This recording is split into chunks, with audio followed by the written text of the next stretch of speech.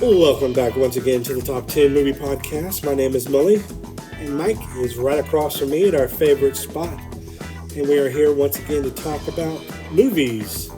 And in this particular case, we're doing the top 10 movies that we think combined, would have been better as a streaming series. Now, actually, I was initially going to say streaming series, but I actually said top 10 movies that would have been better as a limited series. Limited series. But that's just for my list, and I'll preface when we get to it. Well, you can preface now. Why limited? So with movies that I looked at that I thought, okay, well, this would be better as a series. Mm-hmm. I looked at movies that I felt like gave us some breadcrumbs, some good nuggets in there, but didn't feel like it had a fully fleshed out story. An hour and a half, 2 hours didn't give me enough. And I felt like there was so much there that they could have delved into that I didn't necessarily want a sequel or a trilogy from. I just wanted more of the nuanced portion developed. There was just some aspects that I felt like were underdeveloped, and I wanted to know more about that. So it might not necessarily be focused on the central or main plot or even the subplot, but maybe something more about a specific character or a dynamic between two or more characters. Things of that nature, maybe more world building. So that's why I said limited series, because then you can do 6 to 8 to 10 episodes, and you can flesh those little bitty things out and fill in those blanks. And of course, with streaming now, a lot of these shows that are getting these A-list actors are doing limited series because they can do a one season and done, and they can jump back onto the big screen and be on set for 3 months. So you have the balance of both to do it that way, or like anthology shows, like we talked about True Detective off mic before. You can get a big 2 or 3 big actors to do one season, do the story, wrap it up in 8 to 10 episodes, and then they can go and do another big budget movie if they want to. It doesn't take away from the ability to do both. Well, I think going through my list, I was thinking more about movies that seemed to be a little bit rushed in its story, that there was a lot of meat that was left on the bone or a lot of aspects of the story that they didn't go into just because simply of the time constraints of it. And maybe the movie wasn't particularly successful as well. Potentially the movie wasn't a success for the audience because of the truncated story that they tried to all squeeze in to an hour and a half or a 2-hour movie. Mm-hmm. And maybe if they would have taken their time and just stretched it out over maybe an 8-hour, 9-hour, 10-hour limited series or a streaming series, as I've named it, then the story would have benefited, the audience would improve, and I think the overall feeling about the movie as a whole would have been better as a series. So I kind of attacked it on that. That being said, there is one movie on my list that was a very successful movie, both by audiences and financially, but I still feel like there's so many avenues to go in that movie, a lot of different directions that you can go, that it's worthy of exploring all those other nooks and crannies that you could go through. Mm-hmm. Like, it's like a video game where you go through the main quest, but you don't do any of the side quests. Well, these streaming series, to me, can allow you to go do all those side quests, and you get a much fuller, richer, slower-paced story that you enjoy more. Gotcha. So let me ask you this. Yeah. If you had to pick one preference, do you prefer the limited series style or just straight give me 5, 6, 7, 8 seasons of a show? Yeah. If typically I like the 7 or 8 seasons of a show because I fall in love with the characters, not the story. Okay. So I want to see those characters go through a lot of different adversity, and like I'm a fan of procedurals, so I like it to be a different mystery to solve every week, but you maintain a through storyline with this core of people that you care about. Mm-hmm. And as the seasons go on, you tend to lose people and gain new people onto the show, and that's all part of like kind of a life of a show where there are times we're going to lose people in real life and pick up new people, and so. But there's always like 1 or 2 or 3, maybe more main characters you always stick to. Like Grey's Anatomy, I think, kind of feels like that, where it's just stuck with all of the cast all around. Like the main person is gone, but they filled in throughout the years. But that main one person that you've stuck with is still there. We all have shows like that. Right. You get hooked to the characters. A limited series, to me, is about the story. True. You're trying to get from beginning to end, and a longer 7, 8, 9 season television shows about the characters. Mm-hmm. And you're sticking with it not because of the story, which has probably changed numerous times throughout the years. one of the TV shows I love the most is The Mentalist, and it had a through line for the first 5 seasons, maybe even 6, where Red John was the serial killer that was always in the background throughout the entire series up till season 7. So much so that every episode had Red in the title for 24 episodes in the first season, 24, 24, 24, like up till season 6 or 7. Had Red in the title. He was always lingering in the back. He was always part of the main storyline. But they would solve a different crime every week. So sometimes he'd be on the back burner. Sometimes it would be a storyline moving forward centric episode. Especially the beginning, the opening first season, the first season premiere and the season ending one would typically have to do with him. Right. Or trying to find him or another clue about getting to him or who he was.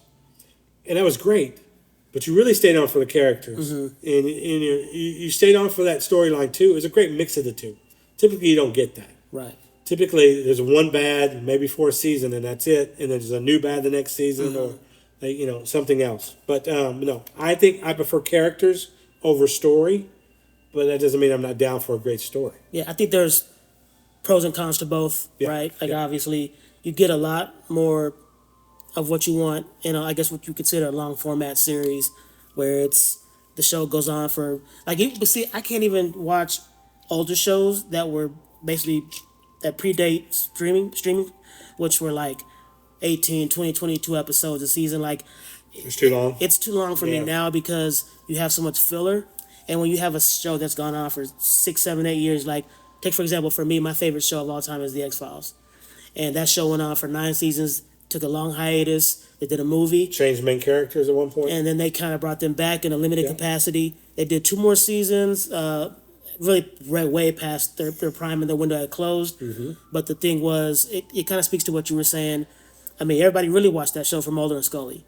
Like David Duchovny and Gillian Anderson had such amazing chemistry. I don't think I've ever seen a dynamic like that between a male and female actor on television since.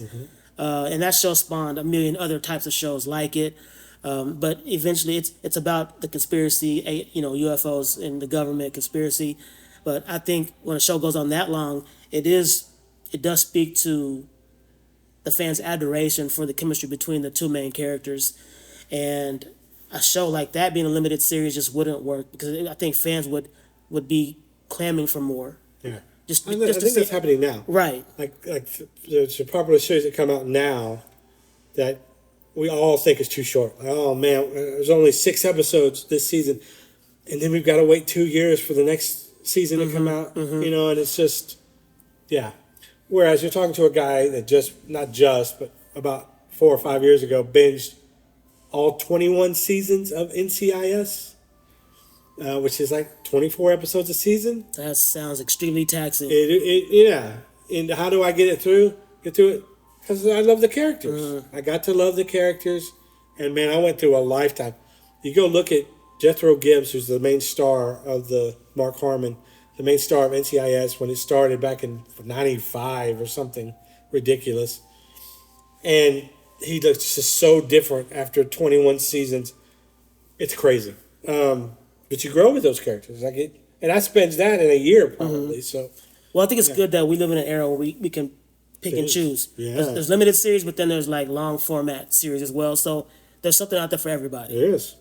And so now our question becomes, what movies that we have watched that instantly, well, maybe not instant, after some research for both of us. I was like, this was not an instant. It wasn't an instant. I think I had more of a plethora of choices than you did. But look, some of the examples that I went ahead and thinking about this, some not necessarily series that were better than the movies, but series that started as movies that turned into TV series. I kind of wanted to go through a list of as we got started, so we can kind of get on the same wavelength about kind of what we're thinking here. Okay, Limitless, Bradley Cooper movie, was turned into a television show. Not a successful one. Only went 1 season. I enjoyed it, but I didn't think it needed a show. Yeah. Maybe it didn't. Lincoln Lawyer is a movie with Matthew McConaughey, turned into a Netflix show. I really enjoyed the first season. Reacher, we talked about. That's was a movie, now into a television show. I haven't seen this one, but I want to. Mr. and Mrs. Smith with Donald Glover on Amazon. I think that's going to be interesting. I want to watch that. Tom Clancy's Jack Ryan. A lot of Amazons on this, actually. That's true. Fargo. You mentioned Fargo. That was a movie first. Friday Night Lights. That was a movie first, and then became a very successful television show. Westworld. A great example. Are you sure about that? What, Friday Night Lights? Yeah. It The movie was first? Yeah, the movie was first with Billy Bob Thornton. Yeah. Yes. Okay. And then it was the TV show. Oh. The movie inspired the TV show. I heard the show was amazing. It is amazing. Westworld might be the perfect example for what we're doing here. Westworld was a Yul Brynner sci-fi western from like the 70s or 60s. That became an HBO show. And people rat and rave about that. They love it. And I've seen the first couple episodes. I couldn't get hooked me, but I get the appeal. 12 Monkeys. 12 Monkeys was a Brad Pitt, Bruce Willis. Wasn't it Brad Pitt? Yeah. It was a movie. It was kind of a weird movie. It was kind of a quirky movie. Mixed reviews. But I remember the television show coming out. People were raving about it. It was on, I believe, on the Sci-Fi Network. Sci-Fi Network, yeah. So that's what we're looking at. Movies that maybe would have been better as a streaming service or can still be made today as a streaming show, as a limited series or multiple seasons. I think maybe depending upon if this movie is based on a bunch of books, like the Dresden Files is a bunch of books that people think that should be made into, like they tried to make it into a television series that can get past one season, but The Reacher is a bunch of books, and they're gonna each book is gonna be a season now for them. So if these movies that we're going to talk about are based on books, and there's a bunch of different books in that series, that could be more of an impetus of a multi-season type television show over a limited series, kind of like True Detective, like we were talking about. Yeah. While that has multiple seasons, every season is different actors, every season is a different story. And that's kind of thing that when we're talking about limited series, it's kind of like that, right? Yeah. Okay. Let's go with your first one. What's your first one on the list? That's in your top 5 movies that would be better as a streaming service. We're combining a list, by the way. This is our new truncated format. I do 5, Mike does 5. That makes 10 total. I like to call it the one for them, one for us. There we go. So yeah, first one for me on the list. This one to me, after seeing the movie and then looking at it from a series format, again, this for me would be a limited series, a 1-season format. Give me 8 to 10 episodes. I think you can flesh this thing out and kind of build on some of the threads that were teased in the actual feature, while also getting more character depth and background. This is Triple Frontier. It was a Netflix Yes, I love this. movie. Yes. You know what? I was hyped for the movie simply because of the cast. Yes, You good had cast. Oscar Isaac, Pedro Pascal, Charlie Affleck. Hunnam, Garrett Hudlin, and Ben Affleck. So you have 5 guys who are pretty much household names. Yeah. I wouldn't say Garrett Hudlin so much anymore, but the other 4 from TV and movies that are very popular to this day. Everybody knows. I think Garrett Hudlin's more known for Tron Legacy, which has been over a decade now, I think. I know it for Four Brothers. And I thought it then was Four really Brothers, good, yeah, Four we- Brothers. I'm It's sure Four there's Brothers others. first and then Tron, but he's been in a few other things. I wasn't Country Strong. Country Strong, yeah. But this movie is about a group of special forces operatives. They don't do that anymore, but they became, brothers. They became friends, and they bonded through that experiences that they went through. And they decide to basically rip off this South American drug lord and kill him, steal the money, and live happily ever after right off into the sunset. Well, if you've seen the movie, I mean, this is kind of a spoiler alert, but they don't quite make it. And the first half of this movie is great. It's a great build-up. We see that these guys are living different aspects of life and civilian life.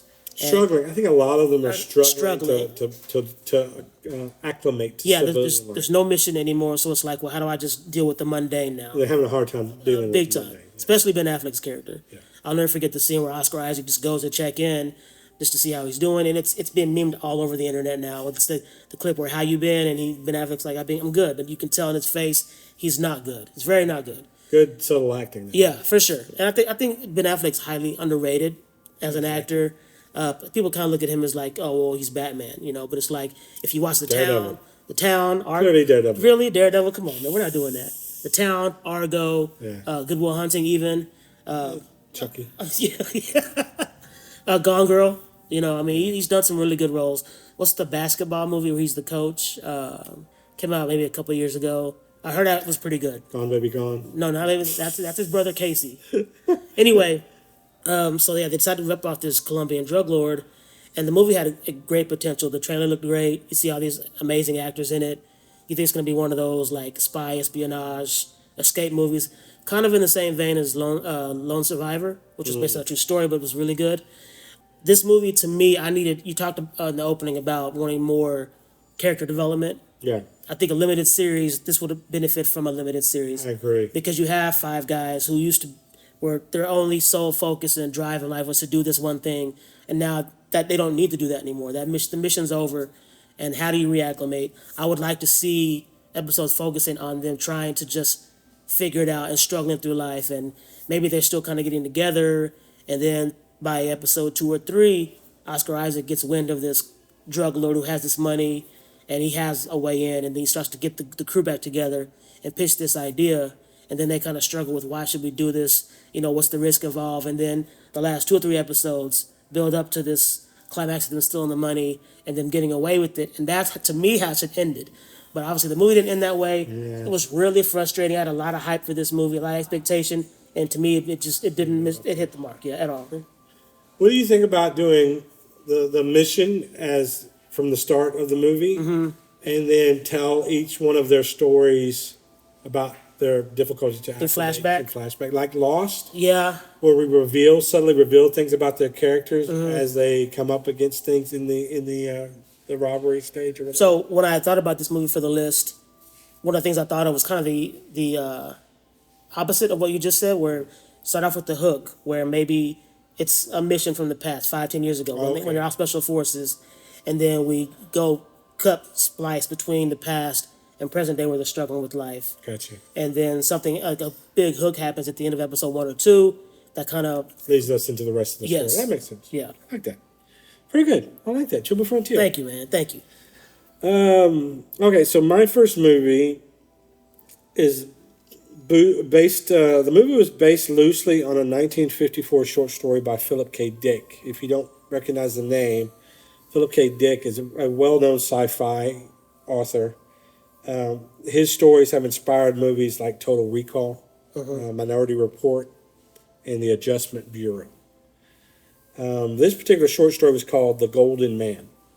And in this story, the character, and in this movie, that's called Next from 2007. The main character's name is Chris Johnson. He's played by Nicolas Cage, and he's both blessed and cursed with the ability to see events minutes before they occur. So he's able to see in the future, but only 2 minutes into the future. He has his ability. He doesn't know why he has this ability, but he does. And you would think 2 minutes of foresight's not really enough. There's not a lot you can do. In the movie, it starts. He's a magician in the movie, obviously able to do things like quiz an audience about or reveal things to the audience about the person's life that nobody knew, because he would in the future he would ask them a question that was very personal. They'd give him an answer, and then his past self would say the answer without them ever remembering to tell them. Yeah. So he's able to do that kind of stuff and make a living as a magician. But on the side, he'd also play blackjack because he knows what cards are coming. You remember? Did you see this movie? I own this DVD. I've seen it many times. Oh, well then, okay. I'm just explaining it now. I feel like I'm You're talking to the audience. you. I know this movie very well. Anyway, the short story is called Golden Man, and in the movie, it feels like a terrific idea for a movie. A great usage of his ability shows the awesome things that he can do. One of the first things it shows is how he can elude the security force in a casino, and then how he can elude the police very easily with 2 minutes of foresight. And this, I don't even know if they go into what agency she's with. Julianne Moore plays this agent who really wants Chris to work for It her. was just the FBI, I think. Might have been the FBI. Yeah. But she wants him to use his abilities to help stop crime. Right. And ultimately, she wants him to use his ability to stop a nuclear blast, an apocalypse event. And so with his 2 minutes of foresight, he's able to see things that happen before they happen, and able to avoid danger, but only 2 minutes down the road. And then it kind of, first of all, it ends pretty abruptly. Like they go through all this to try to find what ultimately is like the bomb that they're searching for, the nuclear bomb they're searching for, and trying to find the people that are using it and trying to figure out how they're going to use it and when and where and tracking it. And he's using his ability to help do that slowly. But then they just kind of truncate all the way to the bomb going off. And it kind of almost the movie essentially ends. Although the twist at the end, I don't necessarily want to spoil it for people, but I'm going to because it's been out for a long time. Twist at the end is that the nuclear explosion, because you think that he's too late from saving, we ultimately find out is him having a dream, and he's actually dreamed of the future far ahead past his 2 minutes, and this has only happened one other time or a couple other times, and it's been about this woman that I think we're all led to believe is his true love. Mm-hmm. He's only dreamed about her in the future. He's never dreamed about, never seen in the future this far, except for her and this bomb going off. And ultimately reveals that at the end of the movie, at the very end of the movie, that this is a dream that he's had. So basically, the last 30 minutes of the movie is all a dream. It's all a dream. Yeah. And then he goes back and wakes up from his dream, and now he's got the foresight of all of that now, and he's going to go and stop the bomb. That's what they kind of hint to. Mm-hmm. And then they stop the movie, and you feel unfulfilled, and the credits go backwards. It's weird, right? They go up instead of down. We're supposed to assume that because of all that happened, now he's going to be able to prevent it, but we don't see it play out. So let's see it play out. Also, by the way, build the story. You gave a great synopsis of the film. Thank you. But how dare you leave out Jessica Biel in this movie? Oh yeah. She's the girl. She's the girl that can, for some reason, he can see further past the future because of her some reason. Yeah. Not a big fan. Okay. That's just me. Okay. So she's pleasant in real life, but no, I'm just not. I like the A-Team. She's in the A-Team. Yeah. Everything that she's in. The Prestige. It's not a huge. You care for that? Fan. Okay. Not a big fan. Blade Trinity. Best role yet? No. No, definitely not a big fan. It's just me. Something about not a big point for me. So here's my thing. I think it's a great choice, but my thing is because the movie ends so abrupt and we really don't see how it plays out. Yeah. Where do you think the series would go with this? Okay, you could have an overall very similar to we were talking about other procedural movies, television shows. Just like with The Mentalist, and the through line for the season could be finding the terrorists. Mm-hmm. But he could be working with the FBI to solve cases up through that episode after episode. Could very easily be a procedural. Mm-hmm. But it could also be a limited series. It could just be about them finding, it could be a 24 situation. Where the entire season is about finding the bomb. And him using those abilities that he has to help them navigate through all the twists and turns and the clues that they find out through the series to try and find the bomb. Mm-hmm. And, ultimately, I would like a conclusion rather than it was a dream. You know what then? Just hearing you talk about it, the season finale can be him waking up. Can be the ending. That's the season finale. And then we have to tune in for season 2 to see how the rest plays out. Dude, no. You don't like that? No, I didn't like how this movie ended. I would hate for that. Yeah, but this if it's a series, you know it's coming back. You have to have a cliffhanger for people to come back. I'm down with that. Okay, if it's a procedural every week, I'm getting a different story every week. Yeah, and then there's an underlying line of the Red John type thing happening with a bomb. Yeah, something like the penultimate episode, which is the episode before the season finale, and shows that towards the end, Julianne Moore gets a big lead on the terrorists, and they track get Nicolas down. Cage. It's and right there. The season finale is them getting close, and we basically get the climax of the film as the season finale. At the very end, when he realizes it's too late, we think it's too late. He failed. He wakes up, and it's a dream. And then to be continued for season 2. Now, here's what I would admit. I will admit that I love the idea of the movie. I love the ability of the character. And I liked his ability to outmaneuver things once he saw the future. It was really cool. But it did leave me wanting. Yet that disappointment has stuck with me forever. Like since I've seen it. I've been disappointed since. And I bought the movie afterwards and watched it and was still disappointing. But that disappointment stuck with me. So there's something to the way that they ended that movie that did stick with me, at least. But It in wasn't a just negative forgettable. way, though. Yeah, but also it did stick. Like whether positive or negative, at least it did stick in my mind. It wasn't just another Nick Cage one and done, never think about it again type movie that ended well. That I liked the ending, but I never thought about it again.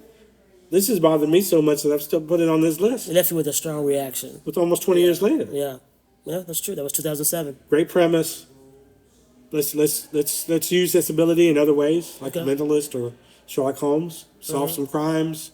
Underlying would stop this nuclear bomb like a 24. I can definitely see them doing this as a show for real. Obviously not with Julianne Moore, Jessica Biel, or Nicolas Cage, but you recast those characters. But this show is doable as a series for sure. Good. I'd be down. Next, what's your next? Next one for me is a movie that was kind of ahead of its time and somewhat predictive of future events. When this movie came out, it was kind of like, oh, that was cool, or that's scary if that happened in real life. Oh Lord, I hope it's not the movie I'm thinking of. I think it might be. And then 2020, we get the pandemic. And then people are all over social media starting to bring this movie back up again and talk about I this can't even movie. think about this movie. And man. I see people all on social media talk about. I've rewatched this movie. It's I so need a mask. Where's my it's mask? so eerie how this movie almost tells us this is exactly what's going to happen. That's right. So if you've seen this movie, I think Mulley knows what this is. You at home, if you've seen this movie, you know what it is. As it correlates to COVID-19, this is the movie Contagion. Oh no! This to me is a Steven Soderbergh classic, and I love Steven Soderbergh. Freaked me out when I saw it, Yeah, it freaked a bunch of people out. and it freaked me out even more the idea of it in 2020. Now I saw this movie in the theater. Like I said, this movie I think comes out not even a decade before the pandemic. I want to say around 2010 or 11, maybe. Yeah, it's too close. Yeah, it was too close. I mean, within a decade of the Yeah, pandemic. yeah. To remind us of similar. Yeah. What happened? Most people, I think, know Soderbergh from Sex Lies, the videotape, and then 80s, 90s with James Spader, and then more famously for the Ocean's 11 trilogy. Yes. So this was almost like, I guess this guy's like a jack of all trades in terms of filmmaking because his movies are never similar. They're always something different, which I appreciate being a writer and director. So, but yeah, this movie has like an all-star ensemble cast, and it kind of follows different storylines with these different characters. Matt Damon's in it, Lawrence Fishburne's in it, Gwyneth Paltrow, Jude Law's in this, and it's about basically this one person who happens to be somewhere, I believe, I think she's in Shanghai. But Gwyneth Paltrow's character's in Shanghai on a business trip, but she's in a casino. I think she starts getting, she comes down with some illness randomly. We don't know what it is. And long story less long, the CDC gets involved because it turns out this is like a rare case. We don't know what's going on. But then Lawrence Fishburne, who works for the CDC in the film, and Kate Winslet's also a part of this. She's with him in A lot of people. Yeah, a lot of people. And they start to realize this thing, whatever it is, we can't contain it, and it is going to continue to grow exponentially. It's going to be a global pandemic. And we get some very surreal scenes. We see one of the scenes I remember the most is Matt Damon and his daughter going to get supplies at the grocery store, and all the shelves are empty, and people are fighting, and there's all these different riot type events. People are hoarding and stealing, much like it would in real life. And at the time in 2020, aside from the pandemic, we also had a lot of civil unrest with Breonna Taylor and George Floyd, and there was a lot of rioting, there was a lot of protesting, and it also was an election year. One of the most controversial election years I think we've ever had in history, especially in our lifetime, I would say. So there's all these things happening all in this one year, and everybody kept bringing up Contagion. And Contagion was just about the pandemic. So we had the pandemic, we had everything else going on. So looking at Contagion, I thought you could have made this to a limited series. Every episode, they make some other, jaw-dropping, earth-shattering discovery that, it's just going to get bleaker and bleaker and They worse. could have and made worse. this. This is the one movie. This is the one series they could have made during the pandemic, and it would have made sense. Everybody was social distancing. Oh, man. Yeah. I think if this movie had come out during the pandemic, I think probably would have freaked a bunch of people out. I don't think people would have watched. They're People- like, I'm living this. Why would I want to watch I think this? there's some people who just to this day still wouldn't have recovered had this movie come out then. Yeah. It was just so real, and it was eerie because we've never seen a movie that predicted future events in that way, and basically by accident. Well, so we speak, right? I mean, so to speak. I mean, there's conspiracy theorists that say, "Oh, well, the government knew about this. We're not talking about that," but to see this movie, and then a few years later, basically this movie happens in real life. It's scary if you think about it. We talked about it in an old podcast. We talked about The Purge. And I think The Purge is something that we could see in our lifetime. Where basically it's like they just decide, to control the population and keep overall crime down. We're going to allow every crime legal for 12 hours, starting at 7 p.m. on this night every year. We do it annually. Like things that could exist in our real world that we see in movies terrify me. But I think there was enough there because there were so many characters. The Jude Law character is like a fringe conspiracy theorist looking for leads. He's leaking information. I could see an episode just about him, just about his character. And then you have the CDC and you got the Gwyneth Paltrow character. I think Gwyneth Paltrow is married to Matt Damon in this movie. And then there's a moment in the film where he goes to the hospital and they basically tell him, well, your wife died. And it hasn't hit him yet what that news means. So he's like, well, okay, but can I go see her? Like, it didn't hit him yet. He's like, what do you mean she's dead? Like, you could have you could go so many different directions with the series, flesh out the characters, flesh out the story. The story isn't as important within the realm of a series as it is about the characters and how they deal with it. Because that's what I think will draw an audience to that show. Is the story's real. It's going to be what it is. But we want to see how they respond to it. And, of course, ultimately they're going to see that, oh, well, the way they reacted and responded to this is the way that a lot of us did during COVID-19. And it's just that relatability and that groundedness that makes the series, I think, super effective. And if I remember right, at the end of that movie, they show you where they go back. Yeah. I think it was like a bird or a bat. Was it a bat? Yeah, wasn't it in one of those black market Yes. animal, like that's where they suspect COVID started too. Right. So to show that is where this contagion started is freaky, man. That's messed up. And then it's also kind of reminds me of 1995's Outbreak. Rene Russo. Why do I like that one better? Because they cure it. They catch it and they cure it. That's what it is. This one was just like we're all doomed. Yeah, that's it. And then a lot of people in 2020 thought this may be it. There was a lot of I call it terror news, fear mongering on the news, using trigger and buzzwords. Well, that's normal news. Yeah. Trust me, I know. I used to do the news. Okay. Nice pick. I wouldn't watch it, but good pick. So my next movie here that I think would be a better streaming series, and I think it just because it needs a redemption story. This movie did well enough to earn a sequel. Okay, so obviously people went to go see it. Whether they loved it or not is debatable, but it has a lot of haters. People hate this movie, and I would love to see it redeem itself through a streaming series. Because of the sequel or just in general? No, because the people just hate the movie in general. And the movie's from 2013. It's called Now You See Me. Right? Now You See Me is about a... Okay, so you just offended me. Why? Because I think this works perfectly as it is. And I just heard they have announced a part 3.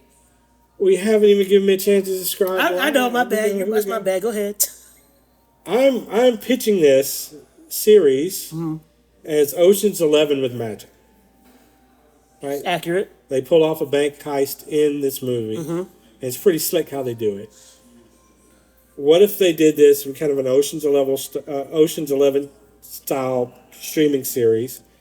They still pull off grifts and cons, but they still win magic to boot. And ultimately, let's stretch out this first movie. The movie has a really cool twist at the end about who's really running things.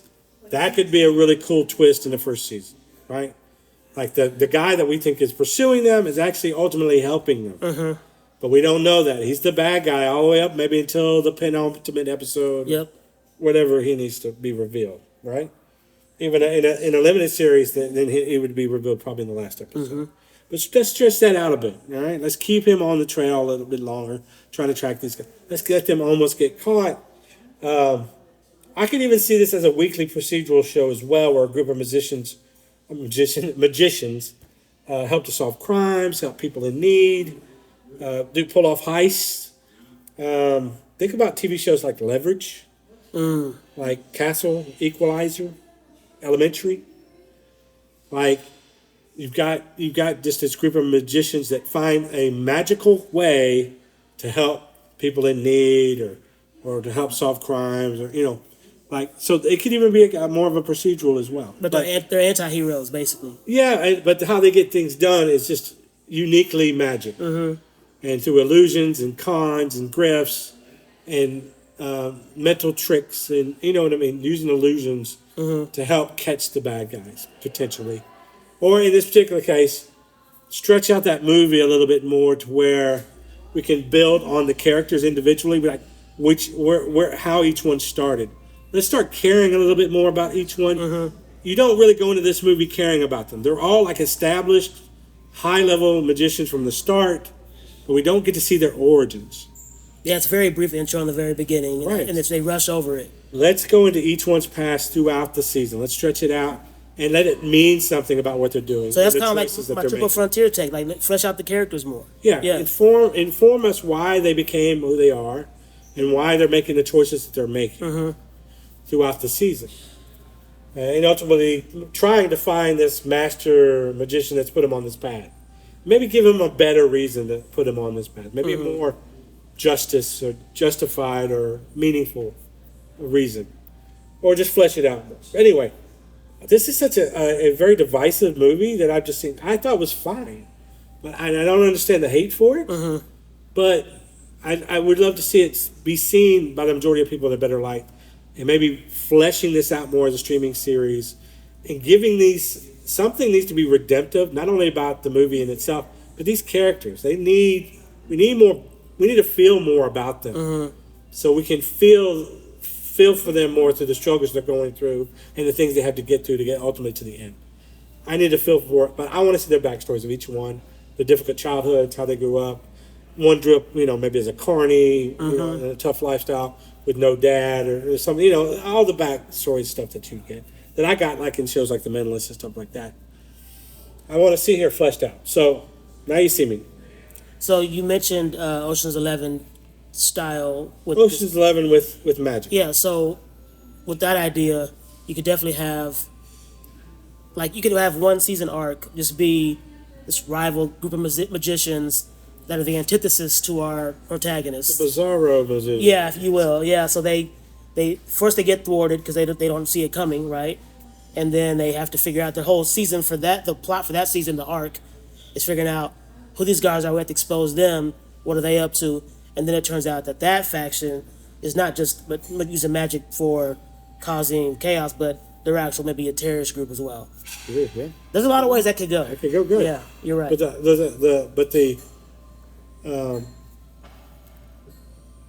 the cornerstone of the movie is that these are all magicians, and they're going to use their magic to help them solve this mystery and get through the entire series, however you decide to do that. So that's at the crust level. It basically it's the Limitless show, but instead of the pill, it's magic. Yeah, it could be a lot of shows. I mean, yeah, like all these you've shows mentioned all these that shows. we mentioned, like Leverage, like Sherlock Holmes, Mentalist. like the Elementary. They all have this superpower that helps accomplish whatever they accomplish. In this case, their superpower is magic. Where Sherlock Holmes is deductive style, Leverage. Each one of them has a different criminal characteristic. Right. And it's a bunch of criminals who better to fight criminals than criminals who understand them, kind of a thing. So they all have their own little superpower.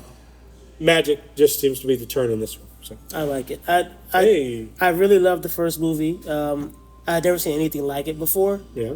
And the sequel, it went too wacky with some of the character introductions.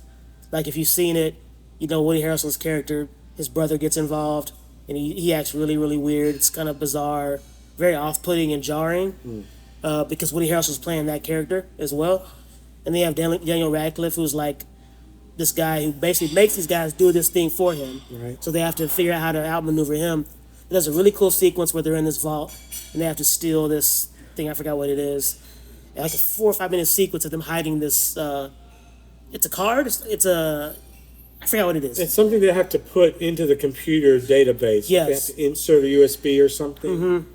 But it has to be small, and they have to be able to transport it, throw it between each other. Yeah. And the way they multiple scans. yeah, and the way they transfer it to each other is really cool. I'm excited about the third one, and I've heard that all the original cast, so even Isla Fisher, who was not in the second Oh one, yeah, she's is coming back. So Good. so I hope we get Isla Fisher and Lizzie Kaplan because I did like her as an addition to part two. Yeah, bring on both. Yeah, so give me that. But if this show ever comes out, I'm watching it, all of it, 100%. Good deal. Number 3 for you. All right, next on my list is and I only put this on the list because I think the original is a classic. The remake is not as good, but it was entertaining. The first one was more grounded in realism. You got a little. It was more character based. Second one was a little more action based, Okay. and action driven. But because I think of what I've seen in both of the movies, the original and the remake, you could do a limited series and wrap it up. And this is Red Dawn. I'm down. And I like the remake. So I'm down with that. I enjoyed the remake as well. You had a bunch of young and up and coming actors. Chris Hemsworth, Chris Hemsworth, Adrienne Yeah. Palicki, Josh Peck was in this. Yeah. You get a quick sequence. Jeffrey Dean Morgan, who plays Negan from The Walking Dead, is in this. Tom Cruise's son is in this. Oh, Connor Cruz, yeah. Yeah, I almost forgot Connor was in that movie, man. I was really shocked to find out that was even Tom Cruise's kid. I know. Doesn't look like Not at all. But anyway, the original with Patrick Swayze and Leah Thompson, Charlie Sheen, Powers Booth. Powers Booth. That's a throwback. Young Thomas C. Howell. They're all in this movie. Same premise basically. It's the U.S. gets invaded, but Leah Thompson. there's a lot more character development in that movie. So it's a slower pace, more of a slow burn compared to the 2015 version. I think it was Russia as opposed to. I think it was. I think it's no name. I think it was Japan. I think it's North Korea. Or North but they Korea. didn't want to say it. Yeah, exactly. But we all knew what it was. But because of what I saw in the first movie in terms of character development, I felt you could go even deeper into that, and you could make it episodic, give it 8 to 10 episodes, and then by the end happens. But I wanted to see more from those characters because these are high school kids, and even though I think what the first movie showed us in terms of them having to adapt to the new world, the new reality that they live in, I feel like it sufficed. But I wouldn't mind watching 8 to 10 episodes of them really having to work through the grief and the trauma and having to grow up and them struggling with that. In the train, like more than just a montage. Oh, yeah. Watch them grow throughout the series to become and you get in the backstory to figure out why they're becoming the way that they are. Yes. Strife within the group and hiding, and they almost get caught and doing guerrilla warfare and attacking these small things. Maybe they attack the wrong thing, and they get captured, and they have to go on a rescue mission. Yes. Like it writes itself. It does. It's all there. It's It's so all good. there. I like it. Okay, I think you're gonna love this one. This was a good movie. Another one I think we probably both own. But I think we would both agree that it wrapped up too quickly. It just tried to put too much and condense too much into one movie. This movie starts underground with a child visiting his mother, who's like the supervisor of this underground tunneling. And they tunnel into a section under London that turns into a kind of a bigger cave. So they have a void that they've run into. Well, they find out that this void has something living in it hasn't been seen in thousands of years. Okay. And we discover that what this void was a dragon in this void, and actually a queen dragon, a female dragon. And this movie is very unique, like the only one. She's capable of having male dragons, but not. She's the only female, so she's the only one that can spawn of the dragon. She's alive in this void, and they let her out. And this little boy's visiting his mother. Mother passes away because of this dragon coming out, and he's got this in his mind. Then it goes like 30 years later. All humanity has gone underground because all these dragons now dominate the sky. And Christian Bale is our main character, the kid from the beginning. And this movie is, of course, Reign of Fire from 2002. Classic. Took you a second. Yeah, I did. Yeah. All right. Classic. So Matthew McConaughey as well. it does a great job of introducing us to the underground, how people have to live now. Does a good job of fleshing that out. A young Henry Cavill Superman is also in this. A Gerard Butler is also in this underground in this group. And they really have to protect their food source, which is above ground. So they only go above ground for their food source. They still have to plant food, but it's very tenuous. And if they get spotted, dragons will come down and they will burn up this food. And it basically kills all the humans because they don't have any food source anymore. So they have to be super careful about that. And they do a great job of explaining this and how they try to protect the crops and how quiet they have to be, or how subtle they have to be about getting their food and what underground life is like. They do a great job of pacing with that. Yeah, they do. Then knock knock, here comes Matthew McConaughey's character with a freaking tank and an army. Right? Denton Van Zandt was his name. It's a great name. It was. And he is bald and tattooed. He's awesome. He's an awesome character. I love to see more of that guy. But from the moment he shows up, this movie goes into hyperdrive. So much so that I really feel like it truncated what needed to be more travel between them and the final destination where they wanted to go. Show the journey. I needed the journey, especially for Christian Bale's character. I want to see him go from a community leader into a warrior worthy standing beside Matthew McConaughey's character. I agree. I never got that. Right. And let's flesh out the relationship with the helicopter pilot too. Let's flesh that out. The losses that take place in there. Let's flesh those out. Like, this movie was so quick. It starts with the beginning of so the guy that essentially his mom and her group opens up this tunnel, and he's the first one to witness the female dragon emerge that impacts the entire world for the next 30 years. He's the one that's going to end it. Yeah. I'm fine with that, but it needs to be told in a way longer format. And maybe reveal that to us later on, not start the movie with him unleashing it. Let's just start with the dragons overhead. Life that's with dragons. What the dragons can do, the consequences of what they have, they can do to you and to a community. Then the introduction of the army, and then let's have a long, truncated travels, finding other communities, finding clues to where this mother dragon is, and a training of our main character, Christian Bale's character, to become the dragon slayer that he needs to become. Right. Then, end of the season, penultimate episode, if it's a limited series, we discover where the final dragon is. We prepare for the final battle. It was just so fast between the time that once Matthew McConaughey shows up in that movie, it is down to the floor, and not in a good way. Like, the pace is just, we are right into almost next to nothing. We're in the final battle. Well, it almost feels like we found her.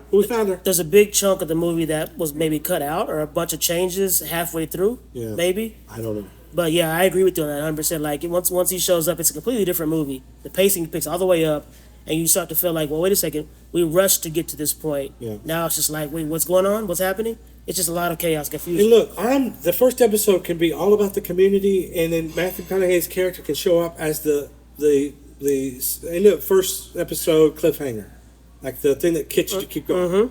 And the rest of the episodes could just be about traveling the country, discovering what other communities are doing, discovering clues about how to find, and training Matthew McConaughey to let him go to the journey of becoming who he needs to become in order to get. See, I would like if they made the Matthew McConaughey character almost like a mythical figure that all these different pockets of civilization are hearing about, and nobody really believes it, but they're looking at him as almost like a John Connor-esque type character, like a savior of humanity. And then we finally do meet him, and there's like a butting of heads between him and Christian Bale. Well, he's gonna have a hard time. McConaughey's character is not a good guy. No, not at all. He needs fuel. He needs food. He needs men. He's going to take all those things from you, whether you want it or not. And there's going to be some conflict they're going to have to go through to get all that.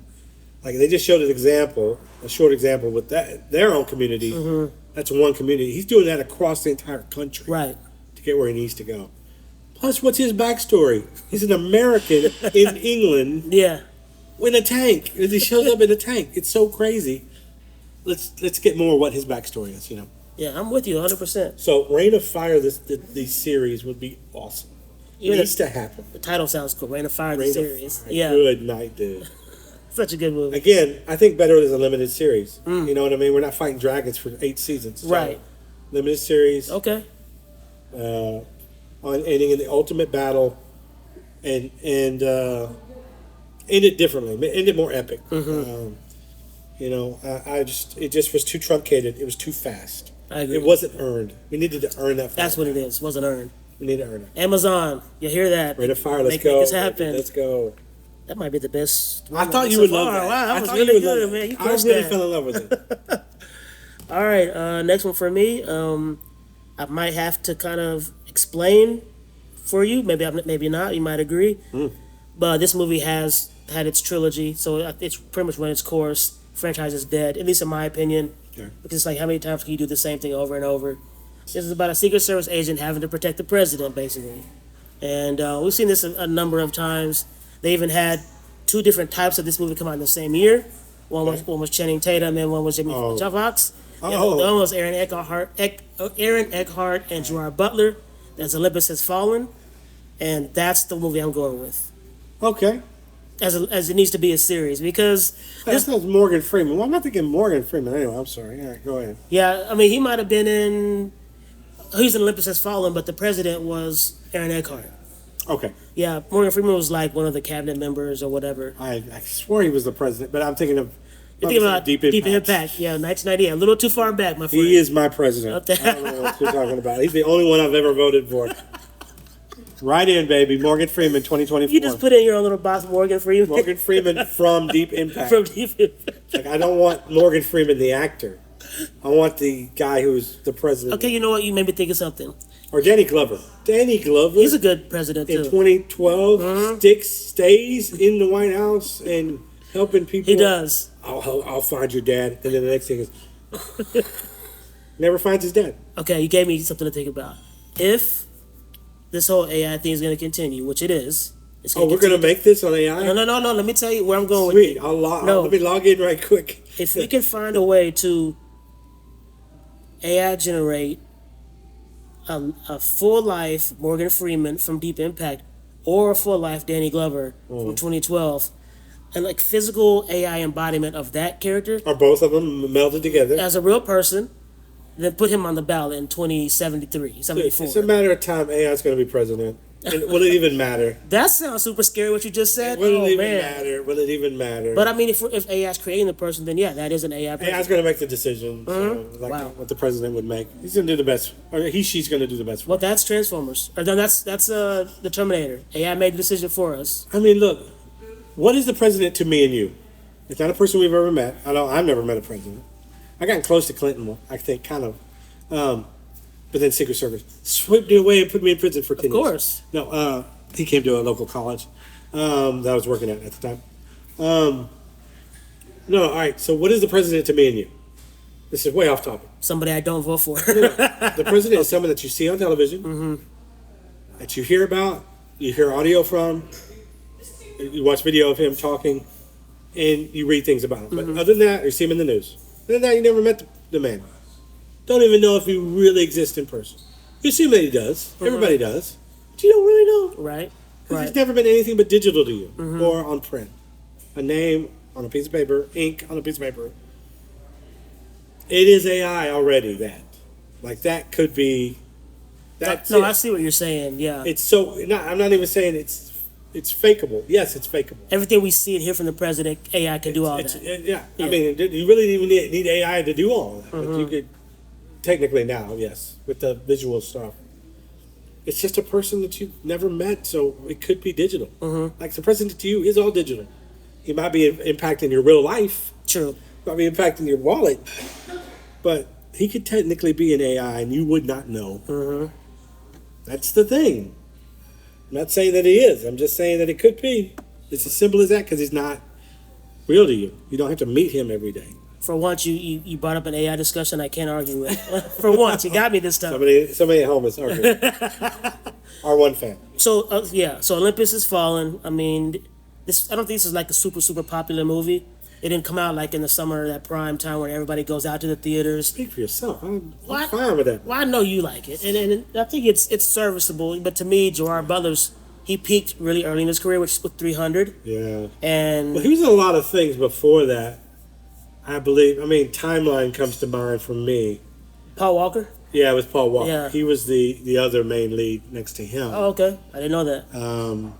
It could be argued that it was there really aren't any leads in that movie. It's more of an ensemble cast, but he's in that as well. And I know that he's been in some other thing. I think a television show that he was on. Anyway, like most actors, they were in other things before. Right. But you're right. 300 was his top, and in his peak, I can't think of many other things that he's known for other than that. Law Abiding Citizen was it. really good. It was, but that was more about Jamie Foxx. Yeah. Right? Although his turn in the movie is really good. And you get it. Yeah. Oh. Yeah. I'm with you. Let's go out. Let's go get this. But I mean, since then he finally found a little franchise in this. ... has fallen because it was Olympus has fallen. Yeah. Then London has fallen. It falls into the Expendables area for me. Really? Yeah, it's. I would say more Die Hard for me. But Die Hard, I don't think Die Hard even would be Die Hard. It's Die Hard. Would Die Hard be John Wick now? No. I don't know.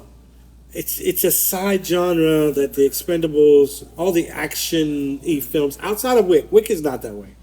But these other things like this, the White House Down, all that, it seems to be pushed into this action. Which is bizarre to me because you're right, but it's bizarre to me because these movies, these Olympus has fallen, London has fallen.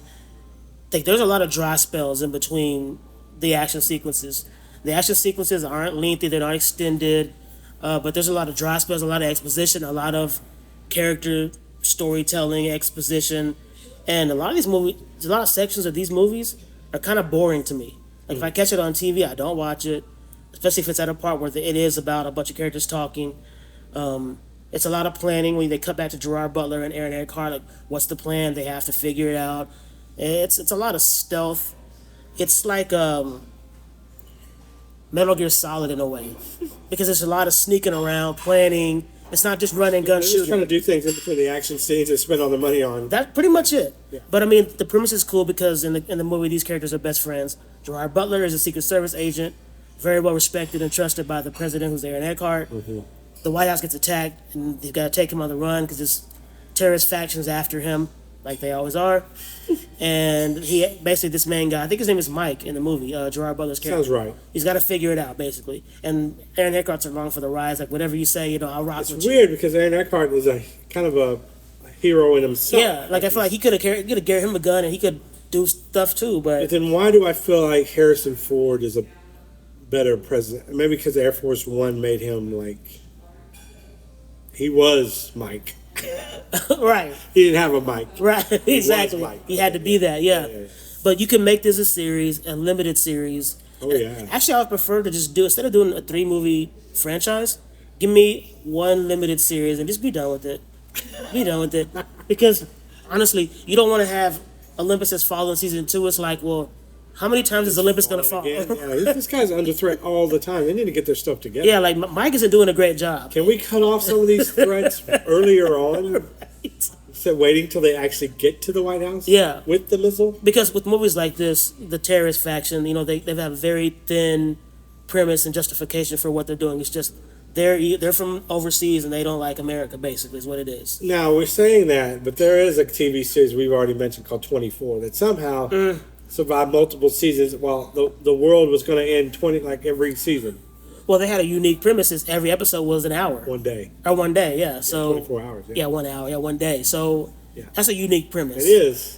And it worked for a long time. They even after a intense. while, it even came back for a 1 season off. Like Yeah. I didn't see that, but No, I didn't either. But that show did a really good job of fleshing out all the different characters, the nuances, subplots. It was such adrenaline pumping in. It felt like the entire time, even the phone calls. Yes. Between characters were adrenaline. Because the way they used to do like the comic strip cuts, where he's 3 or 4 different frames and one's on the screen. Yeah. Are you tracking the ball? Yes, I'm tracking the ball. Like it was so.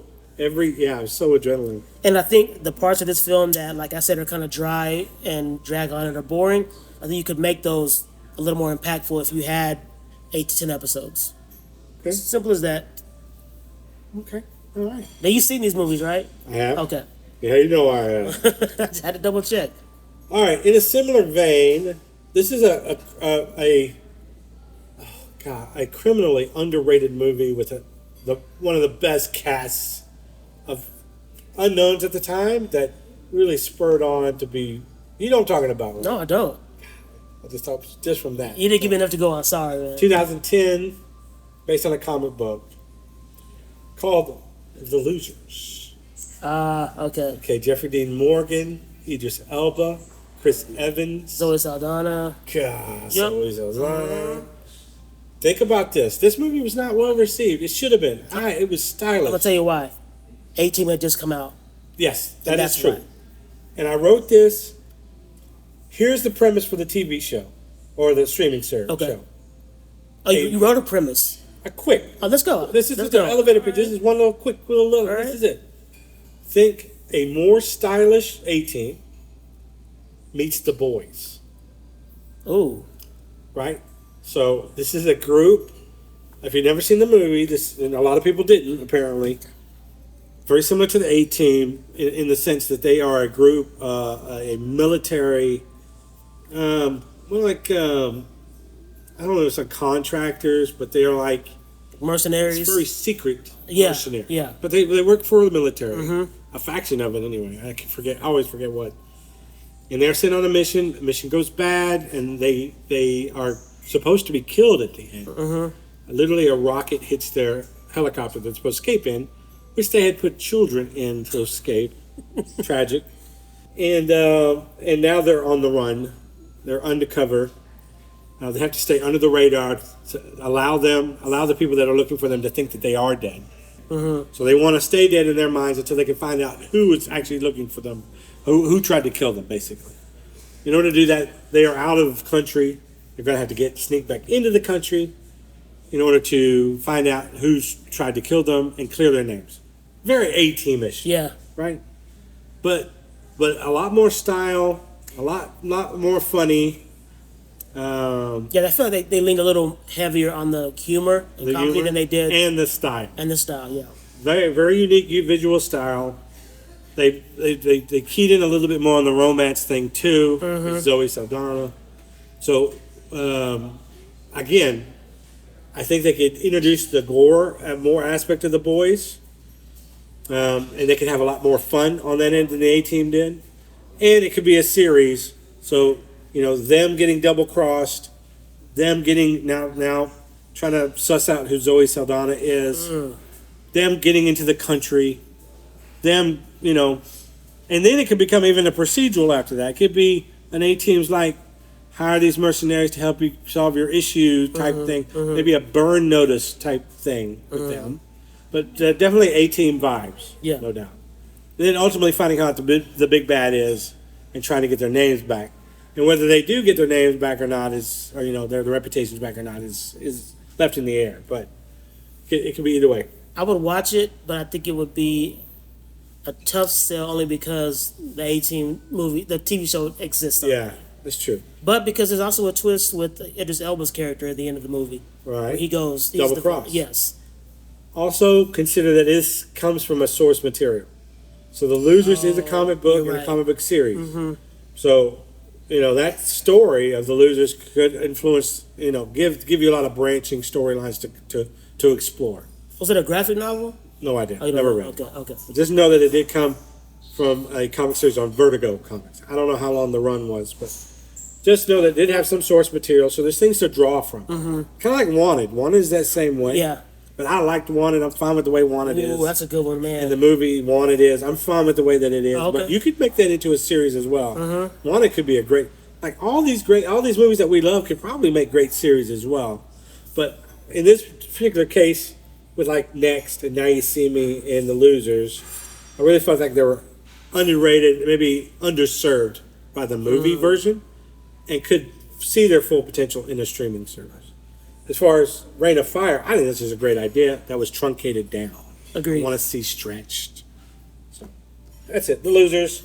If you haven't seen it, you should watch it, especially if you like the A-Team stuff. And Jeffrey Dean Morgan is so good in it. I loved his character in this.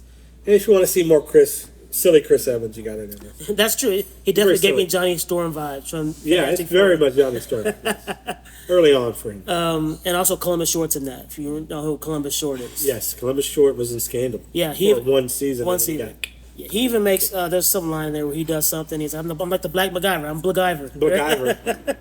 I thought he was going to take off, man. Yeah, I did too. It just didn't happen for him. It happens with actors. So it's funny that we've now talked about 2 movies back to back that had similar movies come out around the same time. We had Olympus Has Fallen, and then we had White House Down, and then we had an A-Team and The Losers. Yeah. Yeah. And even in the wiki when I read for The Losers, it didn't even mention the A-Team and how it negatively impacted people going to go see The Losers. Yeah. So that movie and the similarity to the television show hurt them by not being separated. Right. And a lot of people didn't watch this.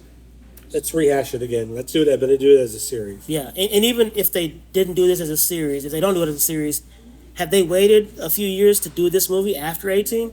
Because, I mean, everybody in this movie is basically a star. Yeah. At this point now, for sure. Yeah, they wouldn't come back. They wouldn't. Yeah, they wouldn't. That's how big a star. You're right. You're right. But look, Amazon's version of The Losers coming to you by the brain trust or the people that made The Boys. Perfect. That's a hit right there. Just It's already just hit. that is Done. a hit. Yeah. Elevator pitch. Sign me up. I like it, man. That was good. All right. All right, last one on my side for the top 10 movies that would have been better as a series / limited series. I love the first one. I think pretty much everyone who saw the first one, like, it's a beloved movie in the franchise. Oh, wait a minute. Now, we might have the same movie here. Mine's the same way in my last one. Really? Here we go. So the second one was bad. Third one was worse. Is that where yours? Is that? No, there's okay. not a third one on mine. Okay. So this one's a trilogy, and it is based on. It is a adaptation from a book. The main cast really strong. A lot of unknowns at the time, and I think to this day, many of them still haven't really done much. The second one was such a huge disappointment. I didn't read the books, but I read a lot of stuff online that they rushed through too many different things. And that's something that I think is a pitfall when you try to adapt a book or a series of books into movies. The director or writer has to decide what do I leave out, what do I leave in. And what you think is pivotal, you leave in, or you think is not pivotal, you take out. You have fans of the books who say they should have left this in, or they end up having to change some things to make it fit within a 2-hour window versus 700 pages. Okay. You know, a great success of that book adaptation is Dune and Dune 2. And what I'm hearing about Dune 3, I've been doing a lot of research on Dune 3 and what that means. What's to come? The story, and I heard that they just greenlit Dune 3. They did. And they're going to start, There was some apprehension that they were not going to be able to get this Denis Villeneuve and yeah, all the actors back, but barely so. Yeah. Such a big hit, too, was so good. so good. And it was a great payoff to part one. It was set up. It was better than part one, arguably. Oh, 100%. Anyway, but this movie is The Maze Runner. Oh, I love the Maze Yeah. Runner. I love the first one. And that's what I'm first one saying. is That's so what I'm good. saying. The first one was really good to me because I wasn't familiar with the books until after I saw the Me movie. either. To me, it was revolutionary and just the world building, the characters, what was Yes. happening. The mystery of the maze was lost. It was basically lost in the Yeah, island you have these kids basically like creating civilization All in this boys. world, all boys. until But all of a sudden, we get a girl randomly. to kick off the second act, and then it's just like, well, we know there's something out there in the maze, but it's like some kind of monster. It's killing people. People that go in, the runners that go in, Yeah, they never come back. Right. You know. Or they come back. There's one that they did, right? One that's been mapping it. Yeah, he's been mapping the entire maze. Gotta come back before nightfall. Yes. And so the main star of this is Dylan O'Brien, who to me is highly underrated, doesn't get enough roles, and I think that might be his personal preference, which is unfortunate because I think he has a really good screen presence. He has really good charisma. He can play innocent, he can play likable, he can play edgy, dark. Have you seen American Assassin with him and Michael I Keaton? have. He is excellent in that movie. Uh, So good. Amazing, kind of a memorable opening too. Yeah. What spurs him into becoming one. And for him to go up against what I consider to be a titan in Michael Keaton at this point in his career, I'm glad people start and now do. And I think Yeah. for a long time it wasn't. yeah, not at all. But I think Birdman changed that. Are you being serious? Yeah, Birdman. Oh, the okay. movie. I never saw Birdman. You never seen? I never Birdman? saw. I know. Stop the podcast. We're done. Thank you for listening to the final episode. If we do continue this, there will be no Mike. until he watches Birdman. No, So we're gonna cut off here and do the rest of the list after he watches Birdman. I know, man. Like, trust me, whenever I'm not sure I've watched Birdman either, the complete thing. but you've seen more of it than I have. Yeah, because there's a one camera shot in there that I know that I've admired. Is it Watch. the long take? Yeah, the long Yeah, take. yeah. Everyone talks about that. Yeah, maybe I haven't. We're double stopping this show. Oh, podcast is just over abruptly. Hope you guys enjoyed it. Had a good run. But look, of all people, out of the two of us, Yeah, that's true. you're the Birdman guy. Am I? I mean, well, you see more films than I said I don't know what that means when you say that to me. That doesn't make. I think it just means that if one of us was going to watch the entire Oscar list of movies, Oh, it would be me. it would be you, because You're right. I'm more the blockbuster summer twisters, True. Godzilla type of dude. Yes. Although you've seen Godzilla, I haven't. Yeah. The latest. But you're right. You got me nailed down to a T for sure. Well, I mean, if it's going to be critically acclaimed, if it's going to be indie sparked, if it's going to be, you're on top of that. That's true. So it's surprising. You let me down. You let me down. I'm sorry. I'll make it up to you. It's all right. But yeah, so the Maze Runner. Maze Runner. There's Amazing enough. choice. There's enough intrigue and mystery just with the first one. Man, would be a great first season. The cool thing about this movie is when we're dropped into this movie as an audience in the beginning, we don't know much more than the kids in this movie. Like they're in this. And we shouldn't. And we shouldn't. We need to be along for the ride. And that's exactly what happens in this movie. Yeah. Like we're taken along the ride when it needs to happen. When we need to figure things out is when they find things out. And I'm all right with the craziness of the ending. Like, the ending was fine. The payoff was, in the second movie, was not. It's bad. It's really We bad. need more. Yeah. I know. I see what they went for, but man, I guess they needed to diverge from the books, because The third one was just basically an all-out war movie. It was just a one long attack. I Basically. felt thirsty throughout the entire those two movies. I felt like I was in the desert. Yeah. We were in the desert so much. And then in the second one, they come across, Scorched earth. they get the scorched. There's like these people they still have the disease, the scorch, but they're like zombies or rage That just monsters. felt tacked on. It did. Walking Dead's popular. Let's throw in zombies because they're popular right now. Now, if that's from the books, there was a poor adaptation of it, a representation of it. But there's even a portion of that movie where some of the group gets separated in part two, and then Thomas, who's played by Dylan O'Brien, him and the people that are still with him, they come across this little mini civilization, this town, and they end up in this weird club, and they're taking psychedelic drugs, and it's like Good Lord, dude. Yeah. it's just a whole different thing, So different from the rest of them. I know you have to explain all the mazes is there, but you gotta bring. Like, I only watched 2 and 3 to be a completionist. That's it. That's the only and I was not satisfied by either one. It was nothing close to the first one. And they need to find a way to keep that formula going. I don't want them to extend necessarily the maze phase of it. No, But they need to, maybe it should be a limited series, and maybe they just do the maze part of it. maybe so. Yeah. Because the rest of it, So right, let it me needs ask a you this. redo. It needs a redo. If they only did part one and it was just a enclosed story and the ending still stayed what it was, would you be happy with just that? Not because I've seen it, so it needs to have. I don't mind it having the same elements, the things that make it. It still has the maze. The ending can still be the same, but it's maybe just slightly different, whatever, to make its own unique thing, and maybe give us some kind of an ending, a completion to it all, or just leave it up in the air. But I like to see a different interpretation, maybe, of the monsters. Me too. Yeah. And maybe we're going to spend a truncated amount of time in the maze and in the clave, I think they call it, the valley. Oh yeah. So let's extend that out. Right. Still some of the character points. They don't have any memories. Is the problem. So it felt like a little bit of what is that famous book that everybody had to read in high school, where it's just all these boys are put on an island and they have to fend for themselves. That's what I thought of when I saw this movie. This is what that. Yeah, Yes. that's what it seemed like it was. Lord of the Flies. And I'm not a big fan of Lord of the Flies, honestly. It felt a little Lord of the Flies in that clay, but once it introduced the maze, all that went away. But now we're, mapping the maze, figuring out the maze, discovering different traps that we haven't seen yet. Right. Discovering different monsters that we haven't seen yet. Unlocking the mysteries a little bit more in depth. I would have loved to see a variety of monsters. Like maybe Yeah. the further you get into the maze, the different types of monsters and creatures you see. It's like a video game. Yeah. Just a boss, and then the final boss.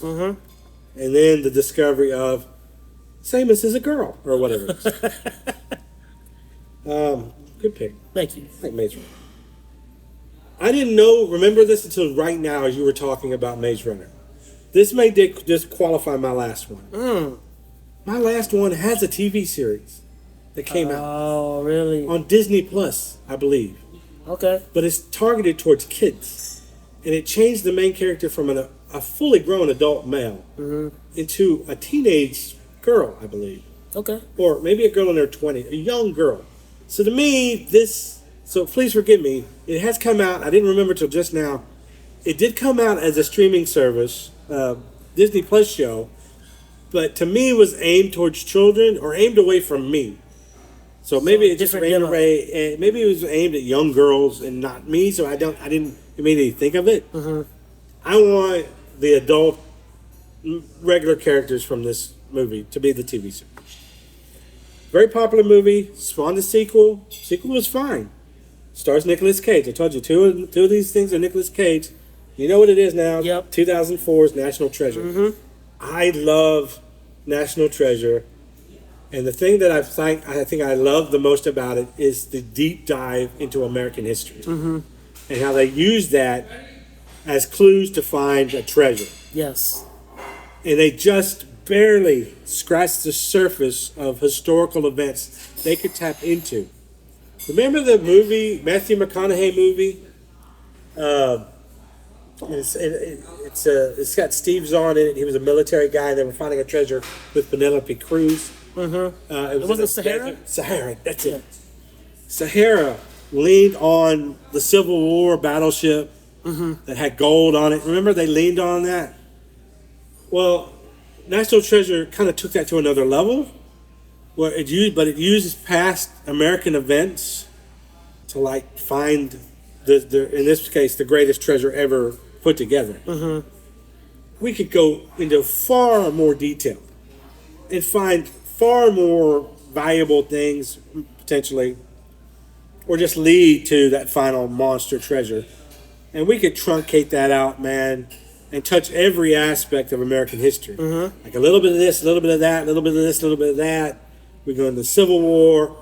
We can go into, pre-American history. We go into Indian folklore. We could do English, bring in English ties. Like there's so much that we could do. And even if we just stuck around that same 1776 Philadelphia, we could stick in that alone and probably discover a whole lot of things. And, that was my favorite thing about the movie, was the way that he discovered the clues was so unique. It was. And so much fun, and he was a historian. And I'm not a huge history buff, but he made history come alive for me watching this film. And I want to do that throughout an entire series. I would have to. Yeah. And got more clues and got dug in more into American history. So it'd be fun, it'd be educational. Still have that heist feel, that discovery feel, that like we're just either we're evading the FBI or we're evading the, we're stealing the Declaration of Independence to see what's on the back of it, but we got to steal it from the guys that are stealing it, and then we got to return it safely. And I believe I don't want to go to jail, kind of thing. You know what these movies remind me of? Because you mentioned there's two of them, and I always wanted a third, but it never happened. But if you remember, the Naughty Dog produced Nathan Drake video games, Uncharted. It kind of reminds me of Uncharted, but just take all the action elements. Take the Indiana Jones wildness out. Yes. And just make it more intellectual. Yeah. Intellectual adventure is what this is. Yeah. But the way they do it, have these traps and these clues and these puzzles. I like clever movies, and this movie was clever. And it was entertaining because Nicolas Cage has a very charismatic personality, jumps off the screen, and it was a great... Sean Bean was the villain in this, the first one, right? Yeah. And there's a television series that came out on TNT called The Librarians that was kind of similar to this. With the guy from ER. ER. Yeah, and but no, I wanted the more National Treasure. I like that formula much better. And teaching history at the same time and making it an adventure. And then I'm fine with the ending being finding the greatest treasure ever. It's hard to beat. But even in the second movie, they still discovered a way to continue the stories with the Book of Secrets. Yeah, man. they did. I want to know what's in that book, dude. I want us to go into that book and to find a mystery to try to solve. The president even says, take a look at page 37. Yeah, he does. 47. What's on 47, dude? I want to know. Yeah. I think people online want to know as well. They've, just like the briefcase with the gold shine in Pulp Fiction, there are Reddit forums that are dedicated to try to determine what was on page 47 of the Book of Secrets, or whatever page number it was. I mean, they were able to, how do you get past the greatest treasure ever found? Book of Secrets, man, awesome. That was to do with presidents. There's so much that we could do with this group and this idea. And look, they may be doing all of those things on that Disney Plus streaming show that I'm not watching. And I just remembered right as we were just talking about it. I love National Treasure so much. I want a Nick Cage character. And I like the romance between him and the museum curator. Oh, Diana Kruger. Yeah. But you gotta have the comedic relief with the tech guy. He's Doug from The Hangover. That's all. Yeah. You gotta have Doug. I'll take Roof Doug if I gotta do it. So that dynamic worked really well, and it was fun. And then you brought in the dad, who's John Voight. Yeah, John Voight, Angelina Jolie's father, and his quirkiness. Obviously, you recast everybody, but I love that group, and that to see the father kind of give up on it and then reignite his passion for it. Let's do that again. This is primed and ready, and maybe it's all happening on Disney Plus. So you'll never know. Check out the Disney Plus show because it's already happened. Dang it! I gotta say, man, I think your 5 I kind of like better than my 5, man. I'm not gonna lie. Yeah, I think so. I thought that Rain of Fire one. I'm passionate about next. The Rain of Fire one, though. I think that's the fire. In my opinion, we have 10 shows that need to be developed right now. Right, people need to be developing it. Yeah. Probably are as we speak. They probably are. Some of these are gonna come up in the future, and hey, I didn't even get into Last Starfighter. All right. Could name your favorite movies. They could all make great series, and you would love to see them because you love those movies. And let's see it again. Let's in a different interpretation, maybe different actors. See if they can improve on it because they're stories that we already love. Right. A lot of mine on my list are still the movies that just weren't given a chance enough. That had great ideas. That whether they were just too truncated, or just a bad timing with what it released with. Yeah. Or when it released, or who was acting in it didn't turn people on. For whatever reason, there's some great stories to be told there, and I hope they continue to do so. Couldn't agree more. All right. Well, that's our truncated top 5, making top 10 list of movies that we believe would have been better as streaming services, streaming series, or limited series, or TV shows. I guess I don't even know what to call them anymore. They're not even television shows. They're not. You know what I mean? They're not television shows. I just call them series. Yeah, it's a series. That makes sense. What are yours? You're listening at home. We hope that you enjoyed our 5-on-5 list. We kind of shortened it down, but we had a lot to talk about, which is good. And that's what this 5-on-5 format allows us to do, is to really deep dive more and not try to thoroughly get through a list of 10 each, which we kind of find ourselves doing. So we're not giving you a 3-hour show to listen to, which you probably won't listen to, right? Well, who has 3 hours? So we hope you enjoyed this. If you like it, let us know. Let us know what choices we missed that we should have had on our list, and which movies you think would be great streaming service, limited series, streaming series, TV shows. All right, I'm Mulley. He's Mike. Mike, what do you got to say? It's summertime. Wear your SPF 70.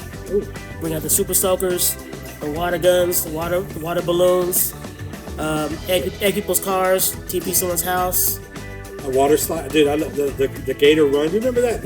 I do remember that. Alligator Junction or something. I forget what it was called. Dude, I'd die if I did it now. And when we put it down on the ground, there'd be rocks on the ground. Oh, boy, that'd be rough. Yeah. But hey, when we're kids, you didn't care, man. Dude, I want that slide, man. I'm down to slide, dude. Let's go. Down the slide? All right. Down the slide. Slide in that DM. Yeah.